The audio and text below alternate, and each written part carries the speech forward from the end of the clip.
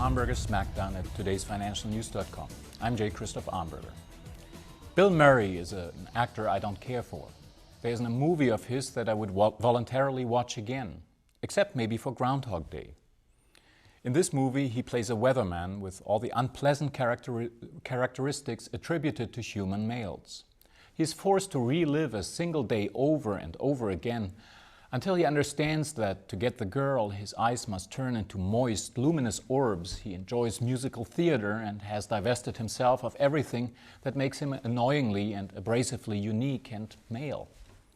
It's dances with squirrels all over again. Hold the nuts. The weeks before the holidays remind me of Groundhog Day. In fact, I like to consider the whole last half of December Groundhog season. There's the annual winter solstice concert we usually attend. The three by now middle-aged musicians are considered virtuosi in their respective instruments and regularly receive standing ovations at the end. But they've been playing the same tunes for the same crowd for the past decade and a half. And since they only convened for the December concert, they really haven't added a single new arrangement in that period. I look around the concert hall and I can't see faces I've been seeing for years, only older, grayer, less lively. Which is my introduction into the beginning of the holiday party element of Groundhog season. There's the shindig thrown by our corporate mothership, Agora Inc.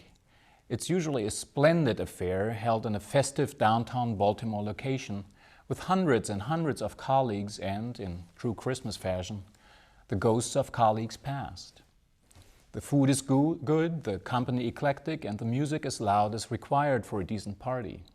Female colleagues appear in elaborate dresses and sophisticated hairdos, the latter acquired during mysterious female bonding rituals in the morning. As the hour progresses, I'm told that there even is dancing involved. The time is spent shaking hands of old acquaintances, mutually assuring each other that we don't know a tenth of the people present, and reminiscing about the days when the party involved an outing to the now defunct Baltimore Brewing Company restaurant. This is followed by a ritualistic exchange about the apparent youth of the new colleagues and the grave realization that we're getting too old for all the merriment that's going on around us. That is the highlight of Groundhog season. It is followed up by various events given by friends and other colleagues. Here too the food is excellent. Some are potlucks where every guest brings his or her trademark dish year after year after year to supplement the host's culinary trademark offerings. There may be only a handful of truly familiar faces at each event. Like tired swimmers hanging onto driftwood, you gravitate toward each other and allow the current to carry you into a social backwater where you stand your legs into your belly, a glass in your hand, with the comments on the offspring's school, music, and sports exploits forming the well-worn grooves of conversation. Groundhog season culminates in Christmas, which is really the only day of the year when you don't mind that you've done it all before exactly alike.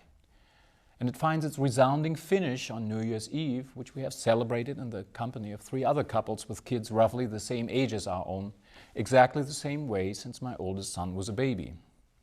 But who's complaining? Your cyclical encounters during Groundhog season remind you that everything has been running smoothly for yet another year, and that most people will be there for next year's edition, eating the same food and having the same conversations as this year. You realize that repetition is the cornerstone of cyclicality, and cyclicality is the element that allows you to anticipate some aspects of the future with reasonable accuracy. And as I turn to my charts and data feeds, there's a certain comfort in the fact that Groundhog season is invariably followed by another cyclical event, the January effect. For todaysfinancialnews.com, I'm J. Christoph Amberger. Oil prices could realistically get as high as $73 or $74 per barrel this summer. It all